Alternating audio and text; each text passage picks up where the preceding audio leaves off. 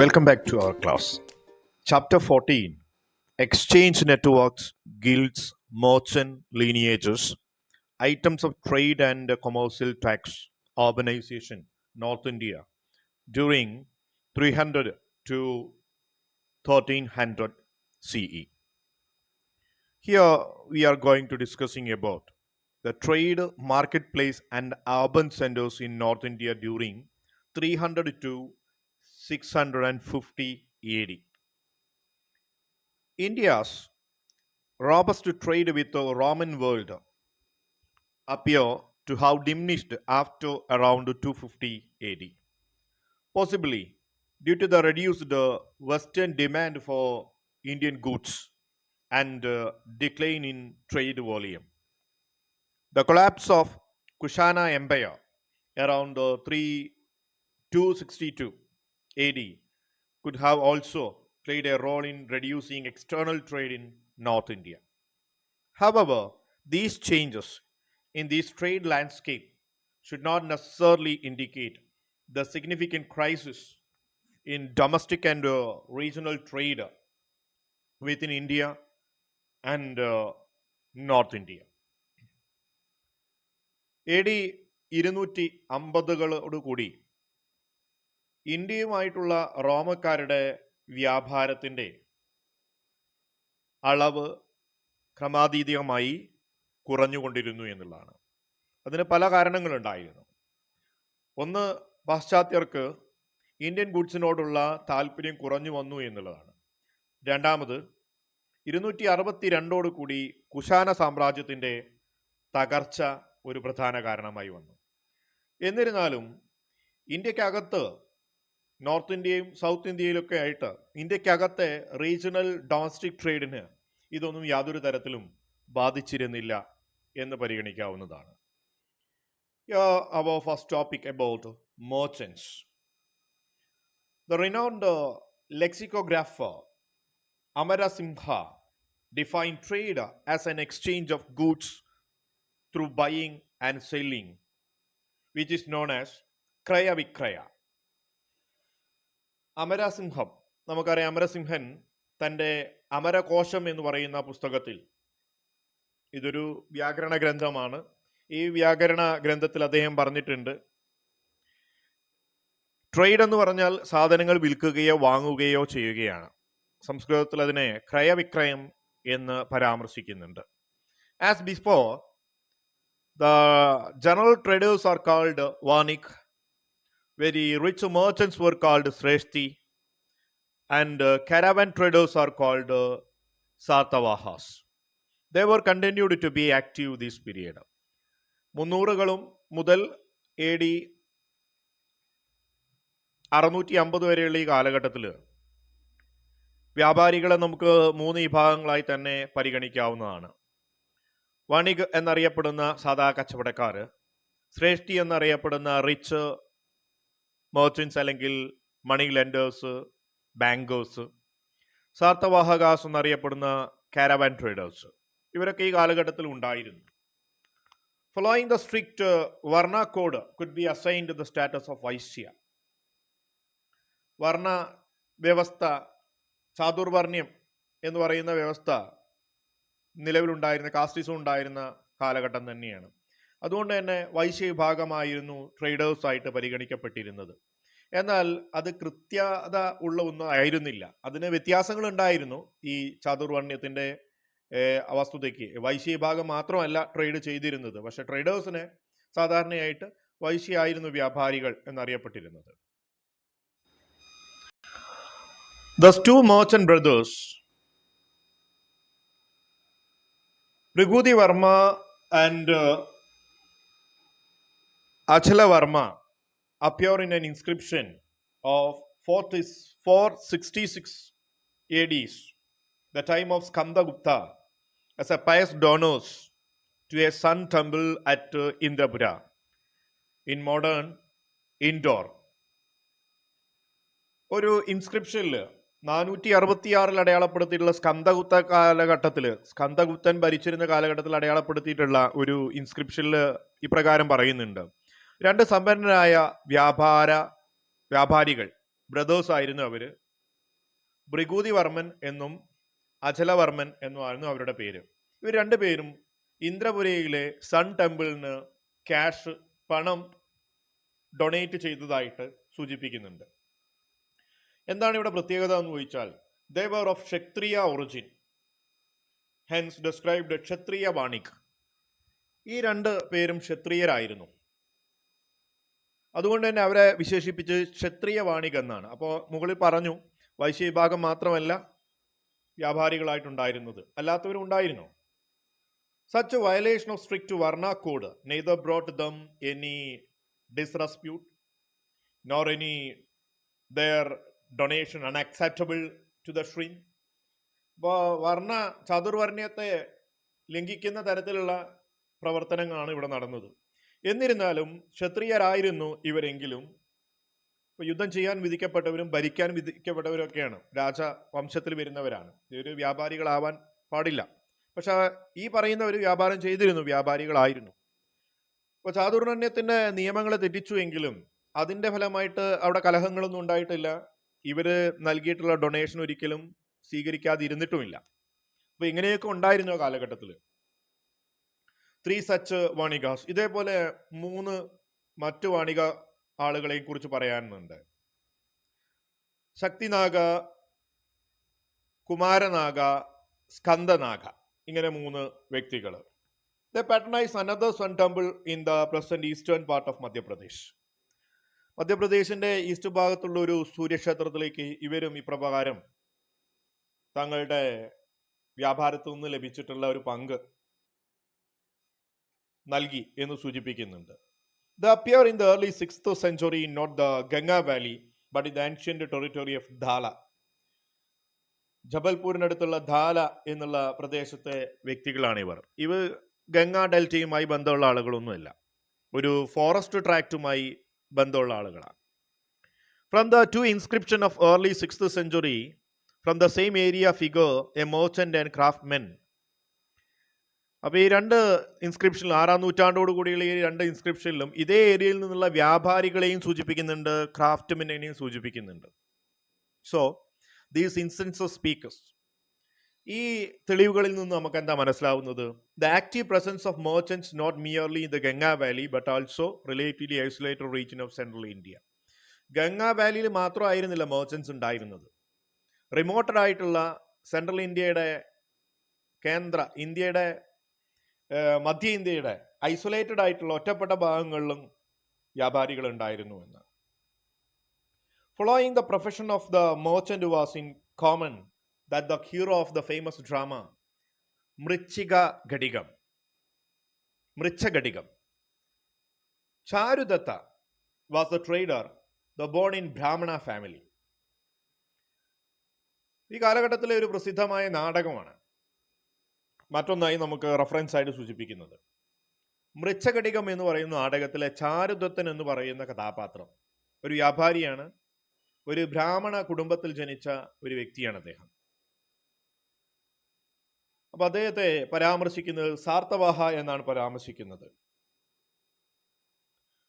വിപ്ര സാർത്ത എന്ന് പറയും. വിപ്രൻ എന്ന് പറഞ്ഞാൽ ബ്രാഹ്മണൻ എന്നാണ്. സാർത്ത എന്ന് പറഞ്ഞാൽ ശ്രദ്ധവാഹനുമാണ്, വ്യാപാരിയാണ്. So the drama in fact describes that Charudatta's father and grandfather too were merchants. ഈ നാടകത്തിൽ പറയുന്നത് ബ്രാഹ്മണനായ ചാരുദത്തിന്റെ പിതാവും അദ്ദേഹത്തിന്റെ പിതാവും ഗ്രാൻഡ് ഫാദറും ഒക്കെ ആരായിരുന്നു? മെർച്ചൻസ് ആയിരുന്നു എന്ന് തന്നെയാണ്. അതായത് ചാതുർവർണ്ണ്യം വ്യാപാരത്തെ ബാധിച്ചിരുന്നില്ല. എല്ലാ ജാതിയിലും മതത്തിലും ഒക്കെ ഉള്ള ആളുകളും വ്യാപാരത്തിന്റെ പങ്ക് വഹിച്ചിരുന്നു എന്ന് വേണം നമുക്ക് മനസ്സിലാക്കാൻ. There are 5 Gupta copper plate from Damodarpur which was included in Pundravardhana Bhukti of the Gupta Empire. 5 Gupta കാലഘട്ടത്തിൽ 5 കോപ്പർ പ്ലേറ്റുകളിൽ, പ്രധാനമായും ദാമോദർപൂരിലെ, ബംഗ്ലാദേശിന്റെ നോർത്തേൺ പാർട്ടാണ് ദാമോദർപൂരിലെ 5 കോപ്പർ പ്ലേറ്റുകളിൽ ഈ മെർച്ചൻസിനുമായി ബന്ധപ്പെട്ട കാര്യങ്ങൾ അടയാളപ്പെടുത്തിയിട്ടുണ്ട്. അതിലൊരു പ്രദേശമാണ് പുന്തരവർദ്ധന ഭുക്തി എന്ന് പറയുന്ന ഒരു പ്രൊവിൻസാണ്. ഗുപ്ത കാലഘട്ടത്തിലുള്ള. These copper plate are dated from 443 to 44 AD to 453 to 44 AD. 443 മുതൽ 44 AD, 543 അല്ലെങ്കിൽ 44 AD കാലഘട്ടത്തിലാണ് ഏകദേശം ഈ കോപ്പർ പ്ലേറ്റിന് സ്ഥാപിക്കപ്പെട്ട കാലഘട്ടം. ഇനി അതിലെ വസ്തുത എന്താന്ന് പറഞ്ഞാൽ, the actual term referred to these inscription, നഗരശ്രേഷ്ഠി എന്നുള്ളൊരു പദം ഈ ഇൻസ്ക്രിപ്ഷനിലുണ്ട്. നഗരശ്രേഷ്ഠി എന്ന് പറഞ്ഞാൽ, നഗര എന്ന് പറഞ്ഞാൽ സിറ്റിയാണ്, നമുക്കറിയാം. ശ്രേഷ്ഠി എന്ന് പറഞ്ഞാൽ ചീഫ് മെർച്ചന്റ് ആണ്, റിച്ച് മെർച്ചന്റ് ആണ്. The term therefore is taken mean chief merchant of the city. നഗരശ്രേഷ്ഠി എന്ന് പറഞ്ഞാൽ എന്തായിരിക്കും? നഗരത്തിലെ, സിറ്റിയിലെ സമ്പന്നനായ വ്യാപാരിയെ കുറിച്ചായിരിക്കും. അതുപോലെ the term nagarashreshthi has also been explained as the chief banker or money merchant. ഈ ശ്രേഷ്ഠി പലപ്പോഴും മണി ലെൻഡ് ചെയ്യുന്ന ആളും കൂടിയാണ്. അപ്പോൾ ചീഫ് ബാങ്കർ, നഗരത്തിലെ ചീഫ് ബാങ്കറെ കുറിച്ചോ മണി മെർച്ചന്റിനെ കുറിച്ചോ ആയിരിക്കും നഗരശ്രേഷ്ഠി എന്നുള്ള ടേമിൽ സൂചിപ്പിച്ചിട്ടുണ്ടാവുക. ഓക്കെ.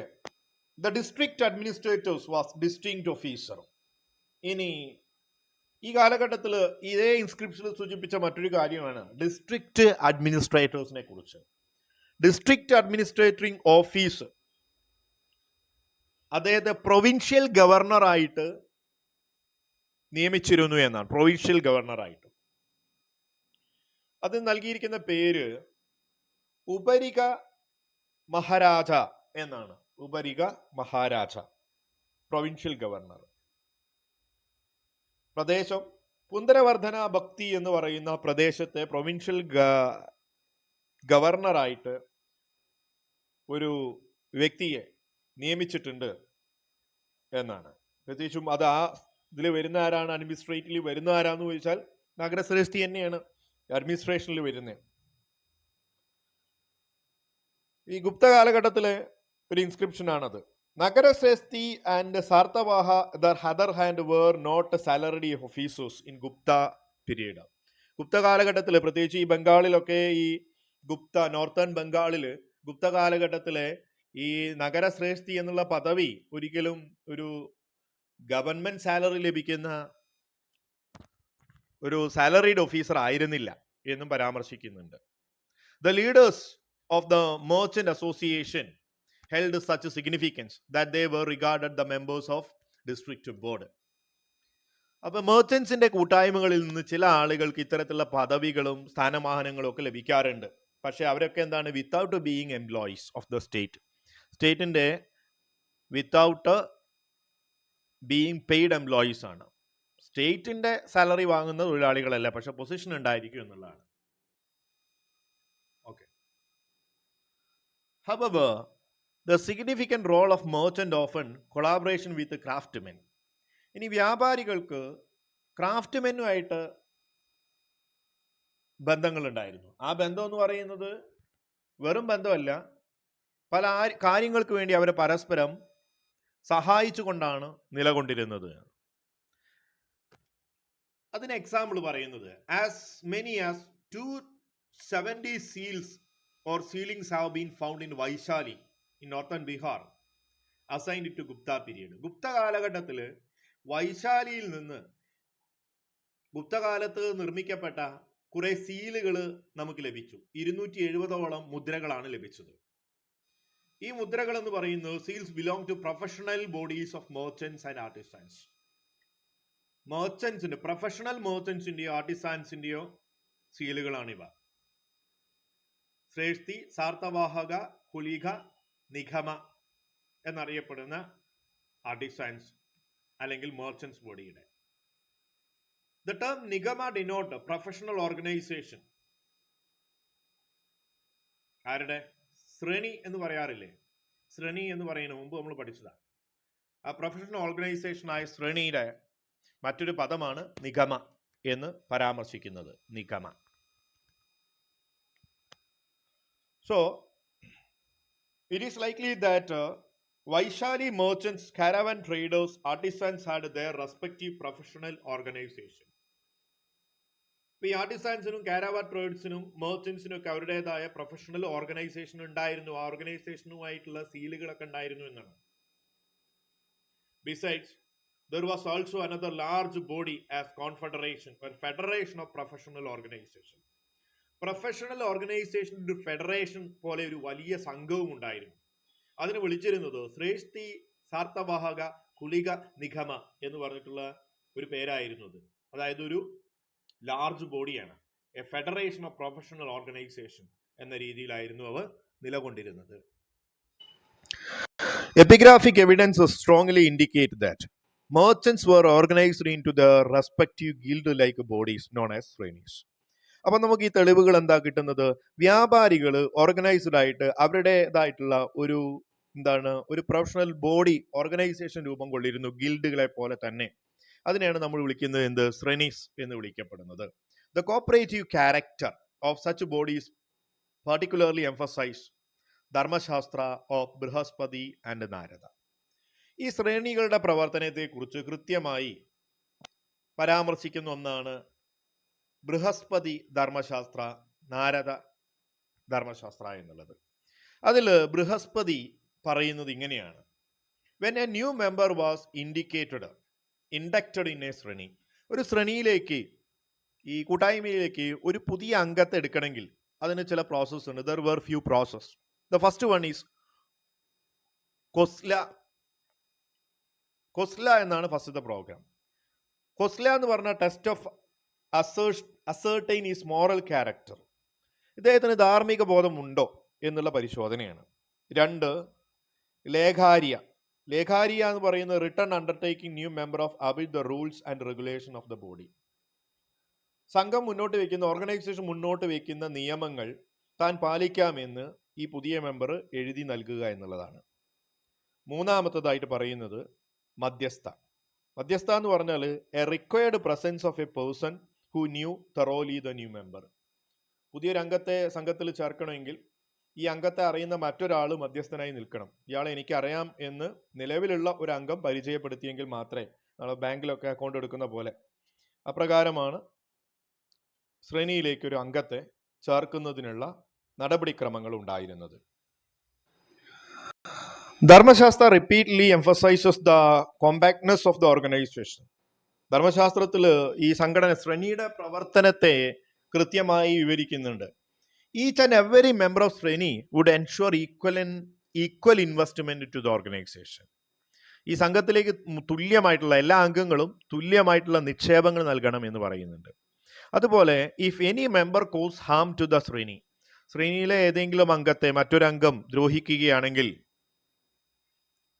അല്ലെങ്കിൽ ശ്രേണിക്കെതിരെ എന്തെങ്കിലും, സംഘത്തിനെതിരെ എന്തെങ്കിലും നടപടി സ്വീകരിക്കുകയാണെങ്കിൽ, പ്രവർത്തിക്കുകയാണെങ്കിൽ, the accused member was to compensate any loss suffered by the shreni. ശ്രേണിക്കുണ്ടാവുന്ന നഷ്ടം ആരോപിക്കപ്പെടുന്ന വ്യക്തി നിർബന്ധമായി നൽകണം, പിഴ നൽകണമെന്ന്. അതുപോലെ ലീഗൽ, എന്തെങ്കിലും നിയമങ്ങൾ തെറ്റിക്കുകയാണെങ്കിൽ ലീഗൽ ആക്ഷൻ, നിയമപരമായ നടപടികളും ഇവർ നേരിടേണ്ടി വരും എന്നും പരാമർശിക്കുന്നുണ്ട് ധർമ്മശാസ്ത്രയിൽ. Topic guilds. The professional organization were known, the legal literature and also in the inscription as shrenis, often loosely translated as guilds. നമ്മുടെ പ്രൊഫഷണൽ ഒരു ഓർഗനൈസേഷനെയാണ് നമ്മൾ ഗിൽഡുകൾ എന്ന് വിളിച്ചിരുന്നത്. ലീഗൽ ലിറ്ററേച്ചറിൽ, ആൻഷ്യൻ ലീഗൽ ലിറ്ററേച്ചറിലൊക്കെ ശ്രേണീസ് എന്നറിയപ്പെട്ടിരുന്നു. അതിന് കുറച്ചുകൂടെ ഒന്ന് ഓർഗനൈസ്ഡ് ആയ ഗിൽഡുകൾ എന്നറിയപ്പെടും. Such ശ്രേണീസ് of our sources are mostly organization of craftsmen and service groups, but occasionally of merchants. ക്രാഫ്റ്റ്മെൻ, അതുപോലെ സർവീസ് സേവനം ചെയ്തിരുന്ന ആളുകൾ, വിഭാഗങ്ങൾ, അവർക്കൊക്കെ ഇത്തരത്തിലുള്ള ഓർഗനൈസേഷനുകൾ ഉണ്ടായിരുന്നു. മെർച്ചൻസിനും ഉണ്ടായിരുന്നു ഇത്തരത്തിലുള്ള ഓർഗനൈസേഷൻ, വല്ലപ്പോഴൊക്കെ ആയിരുന്നു ഉണ്ടായിരുന്നതെന്നാണ്. A particular body of a merchants named Vanigrama. അപ്പം അതുപോലെയുള്ള മെർച്ചൻസിൻ്റെ ഒരു ഗ്രൂപ്പാണ്, ഒരു ബോഡിയാണ് എന്തെന്ന് അറിയപ്പെടുന്നത് വാണിഗ്രമ എന്ന് പറയുന്നത്. ഈ വാണിഗ്രാമ എന്നറിയപ്പെടുമ്പോൾ ഇതൊരിക്കലും എന്തല്ല, ഇതൊരു വില്ലേജിനെയോ ഒരു സെറ്റിൽമെന്റ് ഓഫ് മെർച്ചൻസിനെയോ ഒന്നുമല്ല സൂചിപ്പിക്കുന്നത്. വാണിഗ്രാമ എന്ന് പറയുന്നത് പ്രൊഫഷണൽ ബോഡി ഓഫ് മെർച്ചൻസ് ആണ്. ഒരു എ സെൻസ് ഓഫ് കളക്ഷൻ, ഒരു കളക്റ്റീവ് ബോഡിയെയാണ് സൂചിപ്പിക്കുന്നത്. ഇതിനെ പരാമർശിക്കുന്നത് വെസ്റ്റ് ഇന്ത്യയിൽ നിന്നുള്ള 6th സെഞ്ചുറിയിൽ നിന്നുള്ള 3 ഇൻസ്ക്രിപ്ഷനിൽ ഇത്തരത്തിലുള്ള ഒരു പരാമർശമുണ്ട്. A perusal of mercantile organisation Vanigrama will in order to here in 2 inscription from Sanjeli. ഗുജറാത്തിലെ സെഞ്ചലിയിൽ നിന്നുള്ള 2 രേഖകളിൽ 503-നും 506-നും AD 503-നും 506-നും ഇടയിൽ വാണിഗ്രമയെക്കുറിച്ച് പരാമർശിക്കുന്നുണ്ട് ഈ സഞ്ചലിയിലെ ഈ രേഖയിൽ എന്നാണ് പറയുന്നത്. Of 13 merchants explicitly mentioned in the record, some came from as far as Kanya-Kubja and Ujjaini.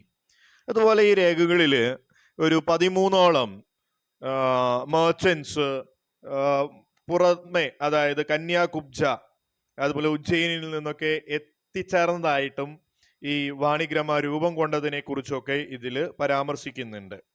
അതിൽ ആ merchants പേരുകളൊക്കെ പരാമർശിക്കുന്നുണ്ട്. The merchants groups decided to pay voluntary cess in certain commodities in favor of Vishnu temple. അങ്ങനെ ഈ എത്തിച്ചേർന്ന് രൂപം കൊണ്ട ഈ merchant group, ഈ വാണിഗ്രമ എന്നറിയപ്പെടുന്ന ഈ മെർച്ചന്റ് ഗ്രൂപ്പ് അവിടെ അടുത്തുള്ള ഒരു വിഷ്ണു ക്ഷേത്രത്തിന് അവരുടെ കൊമഡിറ്റീസ്, അപ്പോൾ തൊട്ടടുത്ത വിഷ്ണു ക്ഷേത്രത്തിലേക്ക് അവരുടെ കൊമഡിറ്റീസ്, ചരക്കുകൾ ദാനമായിട്ട് അല്ലെങ്കിൽ ഗിഫ്റ്റായിട്ട് അവർ നൽകിയിരുന്നു എന്ന് ഇതിൽ പരാമർശിക്കുന്നുണ്ട്. അതാണ് നമുക്ക് വസ്തുതയായിട്ട് കിട്ടുന്നത്. അതുപോലെ അവർ കൊമഡിറ്റീസ് ഹാൻഡിൽ ചെയ്തിരുന്ന ആരൊക്കെയായിരുന്നു ഈ അവരുടെ കൊമഡിറ്റീസ് ഹാൻഡിൽ ചെയ്തിരുന്നത്? ബൾക്കായിട്ട് കൊമഡിറ്റീസ് അവർ ഡെയിലി യൂസ് ചെയ്യുന്ന തരത്തിലുള്ള വസ്തുതകളൊക്കെയാണ് അവർ ബൾക്കായിട്ട് എന്ത് ചെയ്ത് വിപണനം ചെയ്തിരുന്നത്, അതുപോലെ സ്റ്റോർ ചെയ്തിരുന്നത്. അതിൽ ഓയിൽ മുതലായിട്ടുള്ള കാര്യങ്ങൾ നികുതി കണക്കാക്കിയിരുന്നു. അതുപോലെ ക്യാഷ് ആയിട്ടും സിൽവർ കോയിനായിട്ടൊക്കെ ആയിരുന്നു അവർ പണം വാങ്ങിയിരുന്നത് എന്നൊക്കെ അതിൽ പരാമർശിക്കുന്നുണ്ട്. The Vanigrama looms large in the 3rd inscription from Gujarat dated 592 AD. AD 592 രേഖപ്പെടുത്തിയിട്ടുള്ള ഗുജറാത്തിലെ ഒരു വലിയ ഒരു ഇൻസ്ക്രിപ്ഷനാണ് ഏറ്റവും വലിയ ഒരു തെളിവായിട്ട് പറയുന്ന വാണിഗ്രാമയെ കുറിച്ച് പറയുന്നത്. ഇത് സ്ഥാപിച്ചത് മൈത്രാക റൂളേഴ്സ് ആണ്, വിഷ്ണു സേനൻ ആണ് ഇത് സ്ഥാപിച്ചത് എന്ന് അതിൽ പരാമർശിക്കുന്നുണ്ട്. അതിൽ പറയുന്നത് മെർച്ചൻസ് അവര് കപ്പൽ മാർഗം പുറം ദേശങ്ങളിലേക്ക് വ്യാപാരം ചെയ്തതൊക്കെ ആയിട്ടാണ് അതിൽ പരാമർശിക്കുന്നത്. The sea going vessels indicated the record 592 AD inscription. So the inscription informs us. അപ്പം ഈ പറയുന്ന നഗരങ്ങളെ കുറിച്ചുള്ള പരാമർശത്തിൽ, അതായത് വാണിഗ്രാമ എന്നുള്ള മെർച്ചന്റ് ഓർഗനൈസേഷനെ കുറിച്ചുള്ള പരാമർശത്തിൽ പറയുന്നതൊക്കെ അവർ ഏതെല്ലാം രീതിയിൽ, ദ മോഡ് ഓഫ് ട്രാൻസ്പോർട്ടേഷൻ എന്നുള്ളതാണ്. ഏതെല്ലാം രീതിയിൽ അവർ ഗതാഗതം മാർഗങ്ങൾ ഉപയോഗിച്ചിരുന്നു, വ്യാപാര മാർഗങ്ങൾ ഉപയോഗിച്ചിരുന്നു. It including ferry services, different types of craft products. Ferry service അവർ ഉപയോഗിച്ചിരുന്നു. ക്രാഫ്റ്റ് പ്രോഡക്റ്റ് ആയ bamboo working, leather working, indigo product, ഇതിനൊക്കെ ഫിക്സഡ് ആയിട്ടുള്ളൊരു റേറ്റ് ഉണ്ടായിരുന്നെന്നും ഇതിനൊക്കെ സെസ് നികുതികൾ ഉണ്ടായിരുന്നു എന്നും ഒക്കെ ഇതിൽ പരാമർശിക്കുന്നുണ്ട്. പ്രധാനമായും നമ്മൾ മനസ്സിലാക്കേണ്ടത് മെർച്ചൻസിന്റെ ഒരു ഓർഗനൈസേഷൻ ഉണ്ടായിരുന്നു. ആ ഗിൽഡ് ഓർഗനൈസേഷൻ ഈ കാലഘട്ടത്തിൽ പരാമർശിക്കപ്പെട്ടിരുന്നത് വാണിഗ്രാമ എന്ന രീതിയിലായിരുന്നു എന്ന് മാത്രമാണ്. Topic about market place. Different terms appear in our sources to denote centers of exchange. ഈ മാർക്കറ്റ് പ്ലേസിനെ കുറിച്ച്, ഹബ് ഓഫ് ട്രേഡിനെ കുറിച്ച് പലതരത്തിലുള്ള ടേംസുകൾ പരാമർശിക്കപ്പെടുന്നുണ്ട്. വളരെ വൈവിധ്യമാർന്ന ടേമുകളാണ് മാർക്കറ്റ് ലൊക്കേഷനെ കുറിച്ചൊക്കെ പരാമർശിക്കുന്നത്. Ordinary rural level centres of trade were called hatta. ഗ്രാമപ്രദേശങ്ങളിലൊക്കെയുള്ള മാർക്കറ്റ് ട്രേഡ് സെന്ററുകളെ വിശേഷിപ്പിക്കുന്നത് ഹട്ട എന്നാണ്. Inscription of 507 CE for Komila region in Bangladesh figures Doshi Hatta or center of textile trade. AD 507 ബംഗ്ലാദേശിലെ കൊമില പ്രദേശത്തെ രേഖയിൽ പരാമർശിക്കുന്നത് ടെക്സ്റ്റൈൽസ് ട്രേഡിനെ വിശേഷിപ്പിക്കുന്നത് ദോസി ഹട്ട എന്നാണ്. The market place is mention also വിപണി ഇൻ കാളിദാസ വർക്ക്. കാളിദാസ നാടകങ്ങളിൽ മാർക്കറ്റ് പ്ലേസിനെ വിപണി എന്നാണ് പരാമർശിക്കുന്നത്. പോലെ ഷോപ്പിനെ അപണ എന്നും വിശേഷിപ്പിക്കുന്നുണ്ട്. The shop selling intoxicating liquor. ഇപ്പൊ മദ്യമൊക്കെ വിൽക്കുന്ന കടകളെ സൂചിപ്പിക്കുന്ന പദം എന്ന് പറയുന്നത് സൗന്ദികപണം എന്നാണ്. സൗന്ദികപണം എന്നാണ് വിശേഷിപ്പിച്ചിരുന്നത് എന്നൊക്കെ ഇവിടെ കാളിദാസ കൃതികളെ അടിസ്ഥാനമാക്കി പരാമർശിക്കുന്നു. അപ്പോൾ fourth topic about trade Roots. Traders appear to have followed established overland route to access various distinction across North India. North Indian plains, especially the Ganga basin and the Ganga delta, most offered the facility riverine communication. അപ്പോൾ വ്യാപാരികൾ ഏറ്റവും കൂടുതൽ നിലവിലുണ്ടായിരുന്ന വ്യാപാര പാതയെ തന്നെ പിന്തുടർന്നു എന്ന നോർത്ത് ഇന്ത്യയിൽ. അത് പ്രധാനമായും നോർത്ത് ഇന്ത്യയിലെ സമതലങ്ങൾ ഗംഗാ ബേസിനെ അടിസ്ഥാനമാക്കി ഗംഗാ ഡെൽറ്റയെ അടിസ്ഥാനമാക്കിയിട്ടുമാണ്. ഇതിലെ നദീതീരത്തിലെ നദികളിലൂടെ വ്യാപാരം നടത്തുക എന്നുള്ളതുമാണ് ഇവിടുത്തെ പ്രാധാന്യം.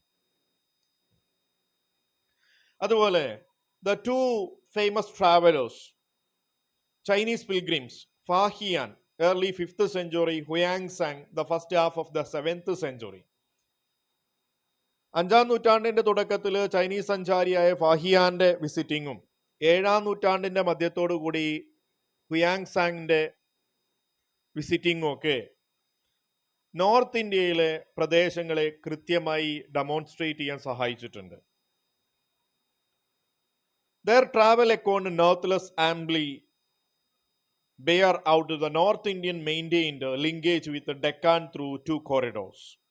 ഈ രണ്ട് ചൈനീസ് സഞ്ചാരികൾ അവരുടെ യാത്രാ വിവരണത്തിൽ വിശേഷിപ്പിച്ചത് നോർത്ത് ഇന്ത്യക്ക് ഡെക്കാൻ പ്രദേശവുമായി ബന്ധം സ്ഥാപിക്കുന്ന 2 ഇടനാഴികകൾ ഉണ്ടായിരുന്നു എന്ന്. ഒന്ന് ഈസ്റ്റേൺ മധ്യപ്രദേശും ഒറീസയിലൂടെയും രണ്ടാമത്തത് മാൾവ പ്രദേശത്തിലൂടെയായിരുന്നു. ഇതിനെ ദ ഫേമസ് ദക്ഷിണപാത ഡെക്കാൻ പ്രദേശത്തെ the famous Dakshinapatha invention of Samudragupta 335 to 75 CE penetrated eastern Deccan through the first route. അപ്പോൾ ദക്ഷിണപാത ആദ്യമായിട്ട് ഉപയോഗപ്പെടുത്തിയത് അധിനിവേശത്തിലൂടെയാണ്. സമുദ്രഗുപ്തന്റെ അധിനിവേശത്തിലൂടെയാണ് ഈസ്റ്റേൺ ഡെക്കാണിലേക്കുള്ള. Through the eastern western Malwa that his son and successor Chandragupta രണ്ടാമൻ ടു ഗുജറാത്ത്. ഗുജറാത്ത് കീഴടക്കാൻ വേണ്ടി ചന്ദ്രഗുപ്ത രണ്ടാമൻ മാൾവയിലൂടെ നമ്മുടെ സമുദ്രഗുപ്തന്റെ മകൻ ചന്ദ്രഗുപ്ത രണ്ടാമൻ ഗുജറാത്ത് പിടിച്ചടക്കാൻ വേണ്ടി നടത്തിയിട്ടുള്ള യാത്ര ശക റൂളേഴ്സിനെ കീഴ്പ്പെടുത്താൻ വേണ്ടി 5th സെഞ്ചുറിയുടെ തുടക്കത്തിൽ. ഇതാണ് രണ്ടാമത്തെ പാത. ഇങ്ങനെയാണ് രണ്ടാമത്തെ പാത കണ്ടെത്തി corridor. Overland route passing through the northwestern region were particularly important for the supply of quality of war horses from Cambodia. ഇനി ഓവർലാൻഡ് റൂട്ടുകൾ, കരപ്രദേശത്തിലുള്ള പാതകൾ എന്ന് പറയുന്ന പലപ്പോഴും നോർത്ത് വെസ്റ്റേൺ റീജിയനിൽ യുദ്ധത്തിന് ആവശ്യമായിട്ടുള്ള കുതിരകളെയൊക്കെ സപ്ലൈ ചെയ്യുന്നതിന് വേണ്ടി കാംബോജയിൽ നിന്ന് സപ്ലൈ ചെയ്യുന്നതിന് വേണ്ടി രൂപപ്പെടുത്തിയതാണ്. യവന and merchants of west Asiatic origin, western ഏഷ്യയിൽ നിന്ന്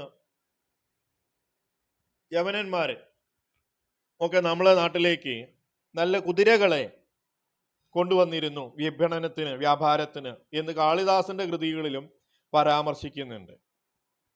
ഇതാണ് നമുക്ക് ഈ ഭാഗത്തു നിന്ന് ഈ ഒരു കാലഘട്ടത്തിൽ ട്രേഡ് റൂട്ട് എന്ന് പരാമർശിക്കുന്ന വസ്തുത. 5th topic about long distance maritime trade. Maritime trade സമുദ്ര വ്യാപാരത്തെ കുറിച്ചുള്ളതാണ്. Our knowledge or information about long distance maritime trade during the period being discussed is comparatively limited compared to the information available for earlier centuries, which is so active trade reconnection between India and the Roman Empire, particularly via Red Sea network. One notes of gradual decline of trade with the Roman Empire and western sector of Indian Ocean in term of the 4th century. Long distance maritime ട്രേഡിനെ കുറിച്ചുള്ള നമ്മുടെ അറിവ് എന്ന് പറയുന്നത് ഈ കാലഘട്ടത്തിൽ പരിമിതമാണ്. മുൻപത്തെ കാലഘട്ടത്തിൽ ഇതിനേക്കാൾ കൂടുതൽ ഉണ്ടായിരുന്നു. കാരണം ഇന്ത്യയും റോമൻ സാമ്രാജ്യവുമായിട്ടുള്ള ഈ വ്യാപാരം 4-ാം നൂറ്റാണ്ടിന് മുമ്പ് വളരെ സമൃദ്ധമായിട്ട് റെഡ് സീയിലൂടെ നടന്നിരുന്നതാണ്. എന്നാൽ പിന്നീട് 4-ാം നൂറ്റാണ്ടായതോടുകൂടി ഇന്ത്യൻ ഓഷ്യൻ വഴിയുള്ള ഈ വ്യാപാരം കുറഞ്ഞു വന്നു എന്നുള്ളത് പ്രധാനമായ ഒരു വസ്തുതയാണ്. Ports of Gujarat seem to have been important for trade in the Persian Gulf, which provided a major communication with Iran under the Sassanid rulers. This will be evident from the late 6th century description of the port of Bari Gaza in Christian topography of Cosmos Indicoplatus. ഗുജറാത്തിലെ തുറമുഖവുമായി Persian ഗൾഫിലൂടെയുള്ള വ്യാപാരം പ്രധാനമായും ഉണ്ടായിരുന്നു എന്ന് പരാമർശിക്കുന്നത് 6-ാം നൂറ്റാണ്ടിലെ ചില രേഖകളിലാണ്. ഗുജറാത്തിലെ പ്രധാനമായും തുറമുഖമായ ബാരി ഗസയെക്കുറിച്ചുള്ള പരാമർശിക്കാൻ വരുന്നത് കോസ്മോ ഇൻഡിക്കോപ്ലേറ്റേഴ്സിലെ ക്രിസ്ത്യൻ ടോപ്പോഗ്രഫിയിലാണ് ഇതിനെക്കുറിച്ച് പരാമർശിക്കപ്പെടുന്നത്. The Bengal delta played an important role as an outlet to the sea for the landlocked Ganga plain. ഇപ്പൊ കരയാൽ ചുറ്റപ്പെട്ടിട്ടുള്ള ഗംഗാ സമതലത്തെ സമുദ്രവുമായി ബന്ധിപ്പിക്കുന്നത് ഗംഗാ ഡെൽറ്റയാണ്. In 414 AD, Fahian boarded from the famous port of Tamralipta, a commercial vessel bound for Sri Lanka. 414 Chinese സഞ്ചാരിയായ ഫാഹിയാന് Tamralipta എന്ന് പറയുന്ന തുറമുഖത്ത് നിന്ന് ശ്രീലങ്കയിലേക്ക് കപ്പൽ കയറി എന്ന് പരാമർശിക്കുന്നുണ്ട്. അത് ബംഗാളിന്റെ തീരത്തെ പ്രധാനമായ തുറമുഖവുമായി ബന്ധപ്പെടുത്തുന്നു. The Bengal Delta with numerous rivers including Ganga was particularly suitable for reaching Bay of Bengal. Bengal ഡെൽറ്റയെ Bengal ഉൾക്കടലുമായി ബന്ധിപ്പിക്കുന്ന ധാരാളം നദികളുണ്ട്. അതിൽ പ്രധാന നദി നമുക്കറിയാം ഗംഗ തന്നെയാണ്. That is why in 6th century inscription from Bangladesh mention is made of the shipbuilding area and of an officer looking after trade. വ്യാപാരത്തിന് വേണ്ടി കപ്പൽ നിർമ്മിക്കുന്നതും അതുപോലെ സമുദ്ര വ്യാപാരത്തെ കൈകാര്യം ചെയ്യുന്ന ഓഫീസറുടെ മേൽനോട്ടമുള്ളതും എന്നൊക്കെ ബംഗ്ലാദേശിലെ രേഖകളിൽ ഈ പ്രദേശത്തെ സൂചിപ്പിക്കുന്നത് അതുകൊണ്ടാണ്. The Central Deltaic Bengal was named Navya Navy എന്നുള്ളതാണ്. നാവ്യ വകാശിക, എ ന്യൂ ചാനൽ എന്നാണ് ഇതിന് പേര് നൽകിയിരിക്കുന്നത്. പ്രകാശമുദ്ര എന്നും അതിനെ പരാമർശിക്കുന്നുണ്ട്. The term പ്രകാശമുദ്ര either imply administrative area.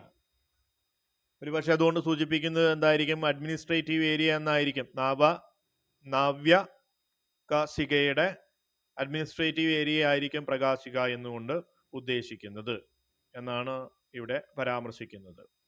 വ്യാങ്സാങ്ങിന്റെ travel അക്കൗണ്ടിൽ നിന്നാണ് പ്രധാനമായും താമ്രലിപ്ത എന്ന് പറയുന്ന തുറമുഖത്തെയും ബംഗാളിന്റെ തീരത്തെക്കുറിച്ചൊക്കെ ഈ കാലഘട്ടത്തിലെ പരാമർശങ്ങൾ ലഭ്യമാവുന്നത്.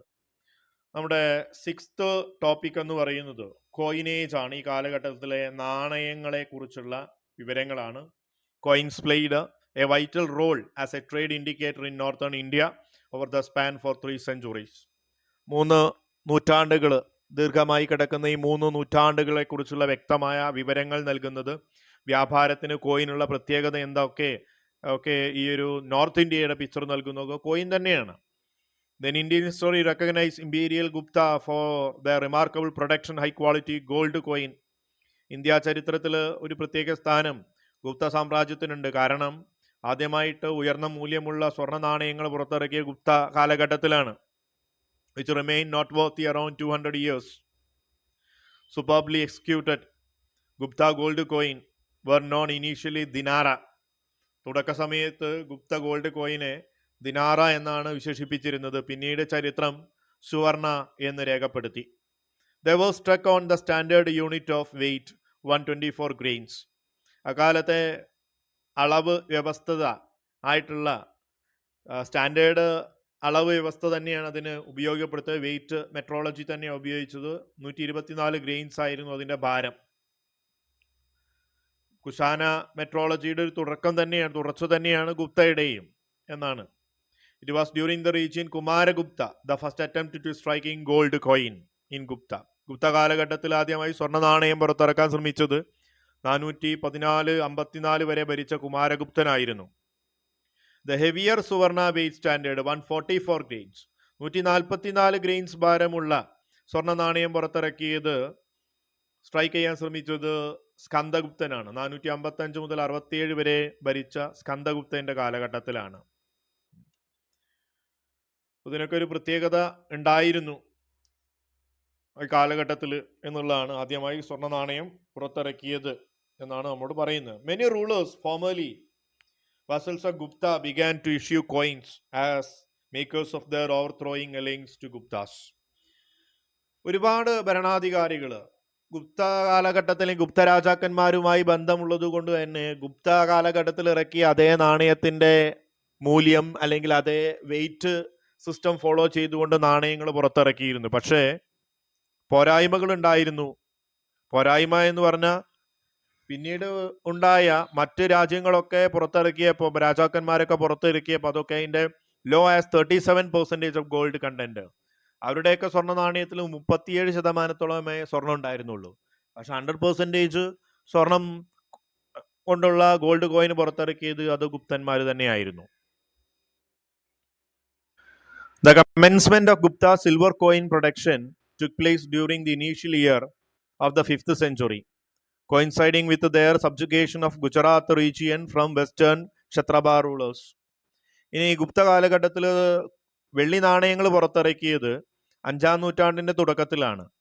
അതിനുള്ളൊരു പ്രധാന കാരണം അവർ ഗുജറാത്ത് പ്രദേശമായിട്ടുള്ള ഭരിച്ചിരുന്ന ക്ഷത്രപ ഭരണാധികാരികളെ കീഴടക്കിയതോടാണ്. ഈ ക്ഷത്രപ ഭരണാധികാരികൾക്ക് സിൽവർ കോയിനുകൾ ഉണ്ടായിരുന്നു. അവരുടെ സ്റ്റാൻഡേർഡ് സിൽവർ കോയിൻ ആയിരുന്നു കർഷപണ എന്ന് പറയുന്നത്. അപ്പോൾ ആ കർഷപണയുടെ അതേ സ്റ്റാൻഡേർഡ് തന്നെയായിരുന്നു, അതേ സിൽവർ കോയിനുകൾ, ക്ഷത്രപ സിൽവർ കോയിനേജ് തന്നെയാണ്. ഒരു പക്ഷെ അതിൻ്റെ ഒരു കോപ്പിങ് തന്നെയാണ് നമ്മുടെ ഗുപ്ത രാജവംശവും പുറത്തിറക്കിയത് എന്ന് മനസ്സിലാക്കുക. അതിൻ്റെ വാല്യൂ എന്ന് പറഞ്ഞാൽ സിൽവർ കോയിന് 32 റാറ്റിസ് അല്ലെങ്കിൽ 57.6 ഗ്രെയിൻസ് ആയിരുന്നു അതിൻ്റെ മെഷർ. കർഷപണയുടെ അതേ മെഷർ തന്നെയാണ്, ഒരു ലോങ് സ്റ്റാൻഡേർഡ് മെഷർമെന്റ് തന്നെയാണ്. ഇത് തന്നെയാണ് പിന്നീടുള്ള കാലഘട്ടത്തിൽ തുടർന്നത്. Copper plate of 5th century from north Bengal clearly shows Gupta silver coin was known as rupaka. Rupak എന്നാണ്, RUPAK, റുപ്പിയ എൻ്റെ മുമ്പ് റുപ്പക എന്നായിരുന്നു ഈ നാണയങ്ങൾ സിൽവർ കോയിനെ വിളിച്ചിരുന്നത് എന്ന് ബംഗാളിലെ കോപ്പർ പ്ലേറ്റുകളിൽ പരാമർശിക്കുന്നുണ്ട്. Final topic is about urban centers. Literary text from that era, particularly the renowned composition of Kalidasa, prominently features urban centers fulfilling role of political and administrative hub, bustling trade centers, vibrant cultural nucleus. സാഹിത്യ ഗ്രന്ഥങ്ങൾ ഈ കാലഘട്ടത്തിൽ പ്രത്യേകിച്ചും കാളിദാസ കൃതികളിൽ കൃത്യമായി പരാമർശിക്കുന്ന ഒന്നാണ് രാഷ്ട്രീയ ഭരണസ്ഥിരാ കേന്ദ്രങ്ങൾ നഗരകേന്ദ്രങ്ങളായിരുന്നു. വ്യാപാര കേന്ദ്രങ്ങളും സാംസ്കാരിക കേന്ദ്രങ്ങളും എന്തായിരുന്നു? നഗരകേന്ദ്രങ്ങളായിരുന്നു എന്നുള്ളത്. Famous lexicon Amarakosha says the terms pura, nagara and പുദ്ബദാന are interchangeable terms denote to urban center. നഗരകേന്ദ്രങ്ങളുമായി ബന്ധപ്പെട്ടിട്ടുള്ള 3 ടേമുകൾ അമരകോശത്തിൽ പരാമർശിക്കുന്നുണ്ട്. പുര എന്നും നഗര എന്നും പുദ്ബദാന എന്നുമാണ് ഇതിനെ പരാമർശിക്കുന്നത്. ഇതിലെ പുദ്ബദാന എന്നുള്ളത് ട്രേഡ് സെന്റർ ആണ് എന്ന് ഓൾറെഡി നമ്മൾ പഠിച്ചു കഴിഞ്ഞിട്ടുള്ള കാര്യവുമാണ്. അതുപോലെ another well known technical treaty, മറ്റൊരു സംഹിതയാണ് Kamasutra of Vatsyayana, the city bred man at the center of its focus. നഗരകേന്ദ്രീകൃതമായ മനുഷ്യരുടെ ജീവിതമാണ് ഈ ഗ്രന്ഥത്തിൽ പറയുന്നത്. അപ്പോൾ ഇതും മറ്റൊരു സാഹിത്യ ഉറവിടമാണ് നഗരകേന്ദ്രങ്ങളെക്കുറിച്ച് പരാമർശിക്കുന്നത്. ഈ കാലഘട്ടത്തിൽ ധാരാളം നഗരങ്ങൾ ഇന്ത്യയിൽ ഉണ്ടായിരുന്നു.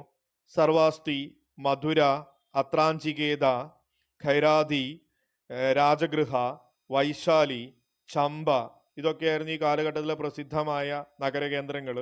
അതുപോലെ വാരാണസി, ഉജ്ജയിനി എന്നിവ അർബൻ സെൻറ്റേഴ്സുകളായിരുന്നു. ഏറ്റവും പ്രൊമിനൻ്റ് ആയിട്ടുള്ള സത്യസന്ധമായ തെളിവുകളോ അവശേഷിപ്പിക്കുന്ന യഥാർത്ഥ നഗരകേന്ദ്രങ്ങളായിരുന്നു.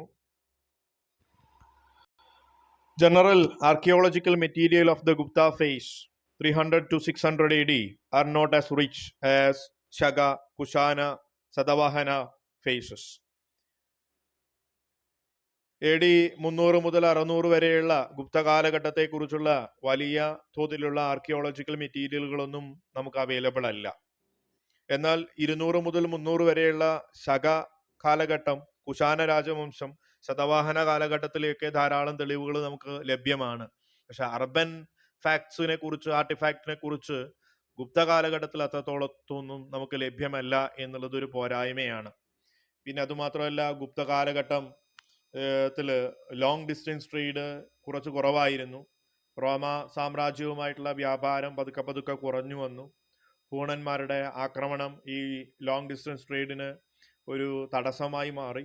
ഇങ്ങനെ പല ഘടകങ്ങൾ ഉണ്ടായതുകൊണ്ട് തന്നെ പല തെളിവുകളും സഞ്ചാരികളുടെ അഭാവവും ഒക്കെ ഈ കാലഘട്ടത്തിൽ ഉണ്ടായി എന്നുള്ളതുകൊണ്ടാണ് അധികം തെളിവുകൾ ലഭ്യമല്ല എന്ന് പറയാനുള്ള കാരണം.